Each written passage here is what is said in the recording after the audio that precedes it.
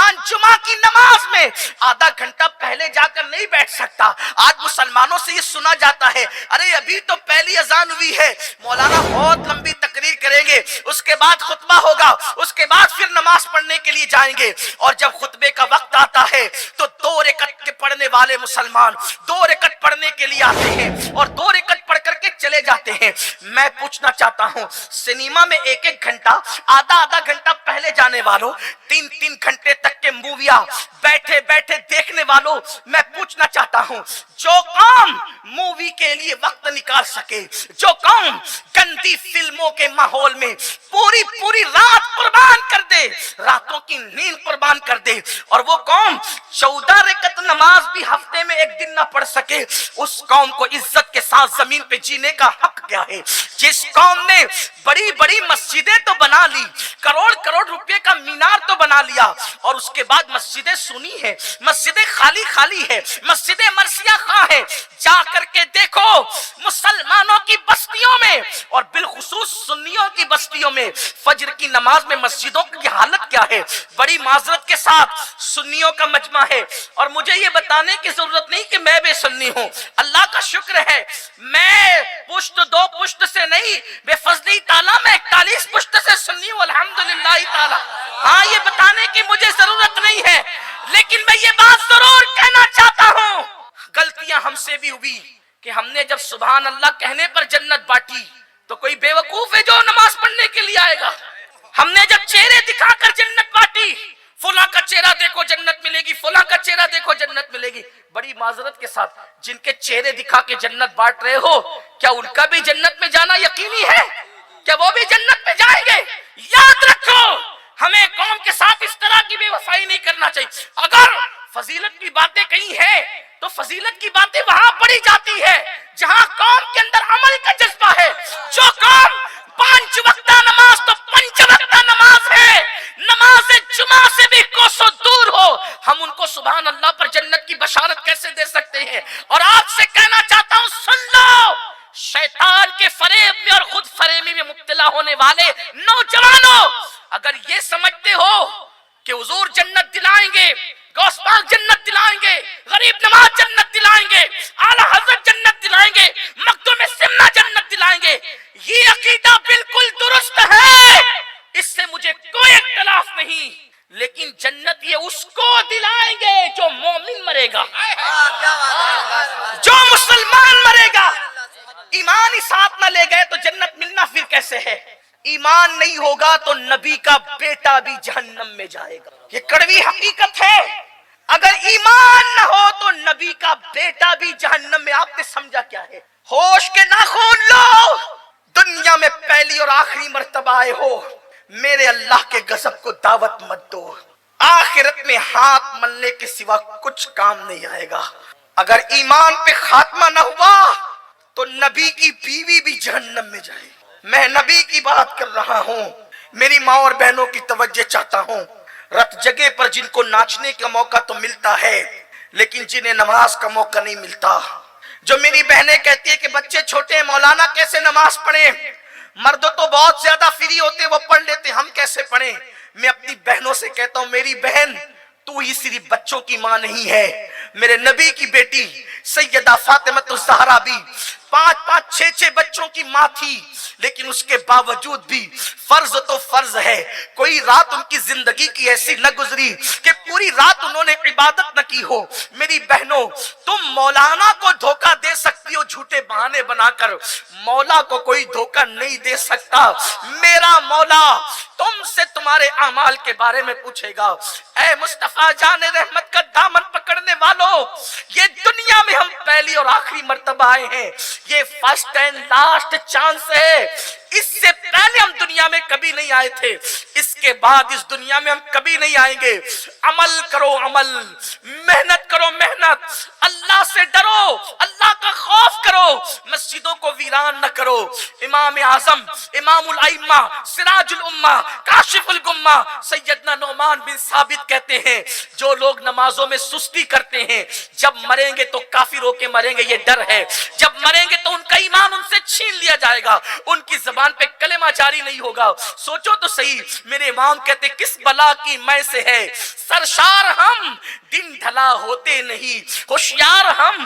ذرا غور تو کرو, اپنی جوانی پر رحم کرو, اپنے نازک جسم پہ رحم کرو. میرے عزیز بھائیوں, میری بہنوں, اپنا نازک جسم اس قابل نہیں ہے کہ اللہ کے عذاب کو برداشت کر سکے, اللہ کے عذاب کو برداشت کر سکے. ہمارا جسم اس قابل نہیں ہے. سوچو تو صحیح, اگر ہمیں مچھر ڈنک مارے مچھر تو ہم تلملا اٹھتے ہیں, اور اگر اللہ نہ کرے بچھو کاٹ لے تو اس کی جلن کو ہم برداشت نہیں کر سکتے. جو قوم کھیتوں کے بچھوؤں کا ڈنک برداشت نہ کر سکے وہ قوم قبر کے بچھوؤں کا ڈنک کیسے برداشت کرے گی؟ وہ قوم, جو قوم اپنے کمرے کی گرمی کو برداشت نہ کر سکے وہ قوم قبر کی گرمی کو کیسے برداشت کر سکے گی؟ دوسروں سے دشمنی کرنے والوں, دوسروں سے نفرت کرنے والوں, کیا اپنے آپ سے بھی نفرت کرنے لگے؟ کیا اپنے آپ کی بھی فکر نہ رہی؟ یہ دنیا کھیل تماشا ہے, لہو و لعب ہے. دنیا نے کس سے وفا کی جو اپنے سے وفا کرے گی؟ کہاں گیا وقت کا دارا, کہاں گیا وقت کا سکندر, کہاں گیا مغل اعظم؟ اللہ اکبر, جسے دنیا مغل اعظم اکبر بادشاہ اکبر دی گریٹ کہتی ہے, تاریخ کہتی ہے, جن کو کوئی ذل الہی کہتا تھا. توجہ کریں, آپ کے درود سے فرشتے پیدا ہوتے ہیں. اسی لیے پوری کائنات کے اندر اللہ کی 18,000 مخلوق ہے کم و بیش. کتنی مخلوق ہے؟ 18,000 مخلوق ہے کم و بیش. یہ ناک کے اندر جو جراثیم جاتے ہیں وہ بھی اللہ کی مخلوق ہے نا, جس کو جراثیم کہتے ہیں, کیٹانو جس کو کہتے ہیں, وہ بھی اللہ کی مخلوق ہے. ایک سانس لیتے ہیں تو کروڑوں اربوں خربوں ناک میں گھستے ہیں نا, وہ اتنی مخلوق ہے اللہ کی. لیکن فرمایا گیا اللہ کی مخلوق کے 10 حصے ہیں, اللہ کی مخلوق کے 10 حصے ہیں. ایک حصے میں ساری مخلوق ہے, جنات, انسان, جراثیم, جانور, حیوان, سب, درخت, شجر, حجر, برگ, ثمر, بلبل, چڑیا, مرغ, سب ایک حصے میں ہے. اور 9 حصے فرشتے ہیں. سوچو فرشتوں کی تعداد کتنی ہوگی, کتنی تعداد ہوگی فرشتوں کی, اندازہ لگاؤ. تو یہ جو فرشتے پیدا ہوتے ہیں کس طرح پیدا ہوتے ہیں؟ انسان شادی کرے تو انسان پیدا ہوتا ہے, اور انسان درود پڑھے تو فرشتے پیدا ہوتے ہیں. میں نے سوچا یہ درود سے انسان بھی پیدا ہوا, درود سے فرشتے بھی پیدا ہوتے. کیسے؟ جب آدم و حوا کا نکاح ہوا تو اللہ نے کہا آدم نکاح کے بعد میرے محبوب پر مہر کے طور پہ درود پڑھ, میرے محبوب پر درود پڑھ بطور مہر, یہ مہر ادا ہوگا. آدم نے درود پڑھا تو حوا حلال ہو گئی, حوا حلال ہو گئی تو دنیا بحال ہو گئی. اب آپ اندازہ فرمائیں, یہ دنیا وسیع ہو گئی, دنیا میں لوگ پیدا ہو گئے. اللہ اکبر, بغیر درود کے نہ انسان پیدا ہوا اور نہ بغیر درود کے فرشتے پیدا ہوتے ہیں. تو اب بتائیں جو درود نہیں مانتے ان مردودوں کا وجود کیسے؟ فرشتے بھی بغیر درود کے نہیں, انسان بھی بغیر درود کے نہیں. تو جن مردودوں کو اعتراض ہے درود پر, ارے درود وہ ہے, اللہ نماز نہیں پڑھتا نماز کا حکم دیتا ہے, روزہ نہیں رکھتا روزے کا حکم دیتا ہے, حج نہیں کرتا حج کا حکم دیتا ہے.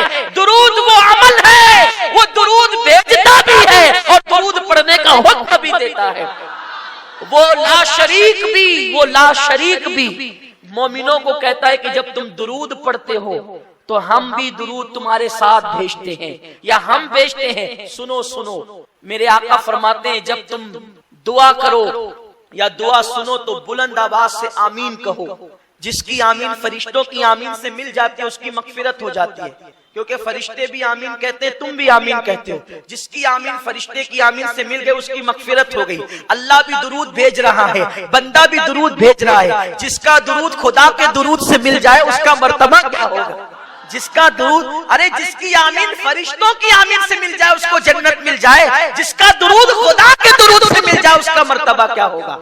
امام المتکلمین مولانا نقی علی خان علیہ رحمہ جو اعلیٰ حضرت کے والد بزرگوار ہے, فرماتے ایک مرتبہ درود پڑھنا پوری دنیا کی نعمتوں سے بڑھ کر ہے. درود وہ ہے، درود کا ثواب وہ ہے۔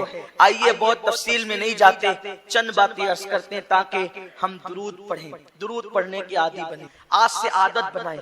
درود پڑھنے میں کبھی شرمایا نہیں کریں، بلکہ اپنی عادت بنائیں، اٹھتے بیٹھتے چلتے پھرتے آقا پہ درود شریف پڑھا کریں، کیونکہ میرے آقا فرماتے ہیں، توجہ کریں آپ، جب بیان ہوتا ہے تو آپ سوچتے ہیں نا کہ آپ مقرر کے قریب بیٹھے، آپ سوچتے ہیں کہ نہیں سوچتے؟ مقرر کے قریب بیٹھے، کیونکہ مقرر کے قریب بیٹھیں گے قریب سے چہرہ نظر آئے گا، ٹھیک ہے؟ اگر مقرر باعمل عالم ہے تو اس کے چہرے کو دیکھنا عبادت ہے، اور اس کے چہرے کو دیکھنے کی برکتیں ملتی ہے، آنکھوں کی روشنی تیز ہوتی ہے، اور بھی بہت ساری فضیلتیں ہیں۔ تو ہر آدمی سوچتا ہے کہ میں قریب بیٹھ کر مقرر کا چہرہ دیکھوں، اس کی زیارت کروں، ٹھیک ہے؟ ایسے بھی مومن کو دیکھنا بھی عبادت ہے، ایمان والے کو دیکھنا بھی عبادت ہے۔ میرے آقا علیہ السلام کے دیوانوں، اتنی بڑی عبادت ہے کہ اگر مومن کو محبت کے ساتھ دیکھو اور تمہارے دل میں اس کے لیے کینہ نہیں تو اللہ تعالیٰ تمہاری بھی مغفرت کر دے، اس کی بھی مغفرت کر دے۔ تو ہر آدمی مقرر کو، علماء کو قریب سے دیکھنا چاہتا ہے، صحیح ہے؟ حضور فرماتے ہیں جو دنیا میں جتنا زیادہ مجھ پہ درود پڑھے گا وہ قیامت کے دن اتنا زیادہ میرے قریب ہوگا۔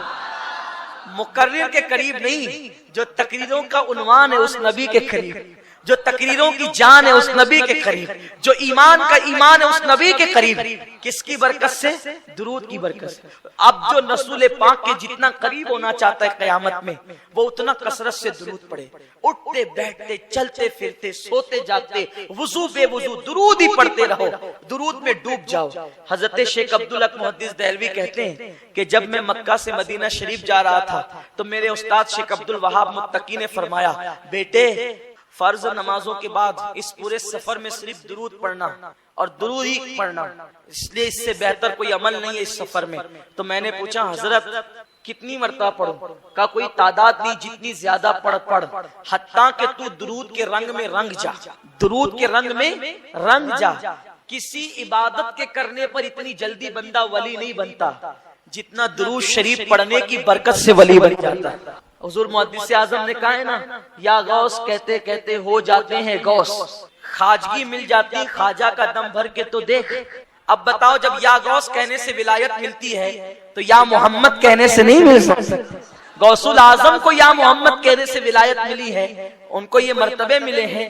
حالانکہ ہمارے بعض علماء یہ کہتے ہیں کہ ڈائریکٹ یا محمد کہنا بے ادبی ہے، لیکن ہمارے بعض علماء نے جو اس پر نقطہ بیان کیا وہ یہ ہے کہ حضور کا نام بطور نام یا محمد کہنا یہ بے ادبی ہے، لیکن حضور کا نام ایک مقام پر نام ہے اور دوسرے مقام پر وہ مکمل نعت ہے، کیونکہ محمد کا مطلب ہوتا ہے جس کی سب سے زیادہ تعریف کی گئی ہو، تو اس لیے یہ نام مستقل ایک نعت بھی ہے۔ تو اگر بطور نعت یا محمد کہا جائے تو پھر کوئی گناہ نہیں رہتا، کوئی بے ادبی نہیں رہتی، اس لیے کہ حضور صلی اللہ علیہ وسلم نے حدیث میں خود یہ سکھایا ہے، یا محمد انی اتوجہ الیکا، یہ الفاظ حدیث مبارکہ میں آئے ہیں۔ تو میرے پیارے آقا صلی اللہ علیہ وسلم کے پیارے دیوانوں، صحابہ نے بھی یا محمدہ کہہ کر کے پکارا ہے۔ بہرحال وہ میرا عنوان نہیں، تو عرض یہ کر رہا تھا جب یا غوث کہنے سے غوث بن جاتا انسان تو حضور کا نام لینے سے کیا مرتبہ ملے گا، حضور کا نام لینے سے کیا مقام ملے گا۔ اور یاد رکھنا آقا کریم صلی اللہ علیہ وسلم پہ جب درود پڑھا جاتا ہے تو درود کی برکت سے گناہ معاف بھی کیے جاتے ہیں۔ آقا فرماتے ہیں جو مجھ پہ ایک بار درود پڑھے اللہ اس کو 10 نیکیاں عطا کرتا ہے، کو مٹا دیتا ہے اور اس کے 10 درجات کو بلند فرما دیتا ہے۔ ایک مرتبہ کا واقعہ ہے کہ ایک شخص اپنے باپ کے ساتھ حج کے لیے چلا، اور جب وہ حج کرنے کے لیے پہنچا تو وہ کعبے کا غلاف پکڑتا تو درود پڑھتا، طواف کرتا تو درود پڑھتا، زمزم پہ آتا تو درود پڑھتا، مقام ابراہیم پہ آتا تو درود پڑھتا، درود درود درود درود درود ہی پڑھتا رہا۔ عرفات میں درود، مینا میں درود، مزدلفہ میں درود، سب جگہ درود۔ یہ بھی ایک بات ہے، جو درود پڑھتا ہے نا اس کے دل کی جتنی تمنا ہوتی ہے بغیر مانگے ملتی ہے، اس لیے کہ درود حضور کے لیے دعا ہے۔ درود جو محبوب کے لیے دعا کرے تو اللہ تعالیٰ پھر اس کو دعا کی حاجت کیا ہے۔ اب یہاں یہ بات مت سوچنا کہ ہم حضور کے لیے دعا کرتے ہیں تو حضور کے مرتبے بڑھتے ہیں، نہیں، اللہ اکبر، ہم حضور کے لیے دعا کرتے ہیں تو اپنی بگڑی بنتی ہے، ہم حضور کے لیے دعا کرتے ہیں تو اپنی بگڑی بنتی اور درود درود درود پڑھتے رہے۔ وہ نوجوان کو ایک بزرگ نے دیکھا، لوگوں نے اس بزرگ کا نام غلط بیان کیا ہے، لیکن زیادہ تر لوگ جس بزرگ کا نام بیان کرتے ہیں وہ حضرت مالک ابن دینار ہے۔ حضرت مالک ابن دینار نے اس بندے کو دیکھا اور پوچھا کہ اے بندے، تو طواف کرتا ہے تو درود پڑھتا ہے، عرفہ میں درود، مزدلفہ میں درود، مقام پر درود، ملتزم پر درود، ہر جگہ درود درود، کیوں درود پڑھتا ہے؟ اس نے کہا اگر آپ اتنے بڑے اللہ کے برگزیدہ بندے نہ ہوتے تو میں آپ کو یہ راز کبھی نہ بتاتا۔ میں جو آ رہا تھا اپنے باپ کے ساتھ، جب میں اپنے باپ کے ساتھ سفر حج پہ نکلا تو مجھے معلوم ہے کہ میرا باپ بڑا پاپی ہے، لیکن میری نیت یہ تھی کہ میرا باپ حج کر لے گا تو اللہ تبارک و تعالی اس کے گناہ کو معاف کر دے۔ لیکن افسوس اس پر ہوا کہ جب ہم لوگ حج کا سفر کرتے رہے تو اچانک رستے میں میرے باپ کی طبیعت علیل ہوئی اور اس کا انتقال ہو گیا۔ اور جب اس کا انتقال ہو گیا، صحرا تھا، جنگل تھا، بیابان تھا، میں نے اس غم کے عالم میں کہ اب میں اور میرا باپ، میں کیسے اس کی تدفین کروں، کیا کروں، کچھ سمجھ میں نہیں آتا تھا۔ ایسے میں نے سوچا کہ ایک کام کرتے ہیں کہ باپ کے لیے قبر کھودتے۔ میں اپنے باپ کے لیے قبر کھودنے لگا تو میں نے کیا دیکھا کہ میرے باپ کی شکل گدھے کی طرح، اس کا پورا جسم انسان کی طرح اور اس کی شکل گدھے کی طرح۔ میں تو اور پریشان ہوا کہ میرے لیے تعجب کی بات زیادہ نہ تھی، لیکن پھر بھی افسوس تھا کہ وہ باپ ہے، کیونکہ وہ بہت بڑا پاپی انسان تھا، بہت بڑا گنہگار تھا، سیاکار تھا وہ۔ ایسے میں نے اس کے جسم پہ چادر ڈال دی، کیونکہ اب میں کیا کر سکتا تھا، میں نے اس کا چہرہ چھپا دیا اور میں اس کے سرانے بیٹھ کر کے رونے لگا۔ ایک تو بڑی محنت سے قبر کھودی ریت میں، اب اس کو دفن کرنا ہے، لیکن اس کا چہرہ گدھے کی طرح ہو گیا، چہرہ بگڑ گیا، اور میں دیکھ کر کے ڈرتا بھی تھا، حیرت بھی کرتا تھا، غم بھی تھا، افسوس بھی تھا۔ اسی روتے روتے میری آنکھ لگ گئی۔ جب میری آنکھ لگی تو میں نے کیا دیکھا کہ خوبصورت جوان میرے خواب میں دکھے اور بہت خوبصورت سا چہرہ تھا، کالی کالی زلفیں تھی، خوبصورت سی آنکھیں تھی اور ان کے جسم سے خوشبو کی لپیٹیں اٹھ رہی تھی۔ وہ چلتے تھے تو ایسا لگتا تھا جیسے عرش فرش پر آ گیا ہو۔ ان کی اس معصوم ادا کو دیکھ کر میں حیران تھا۔ وہ سیدھا آئے اور آنے کے بعد میرے باپ کی میت سے چادر ہٹایا، دیکھا تو جو ہے وہ گدھے کی طرح چہرہ تھا، اپنا مبارک ہاتھ چمکتا ہوا انہوں نے میرے باپ کے چہرے پہ پھیرا تو میرے باپ کا چہرہ 14ویں رات کے چاند کی طرح روشن ہو گیا، منور ہو گیا۔ اور جب وہ جانے لگے تو میں نے ان کا دامن پکڑ لیا اور عرض کیا، محترم آپ کون ہیں؟ اے مشکل کشا، میری مشکل کو دور کرنے والے کون ہیں اور میرے باپ پر اتنا رحم کرنے والے کون ہیں؟ تو انہوں نے مڑ کے کہا، کیا تم مجھے نہیں پہچانتا؟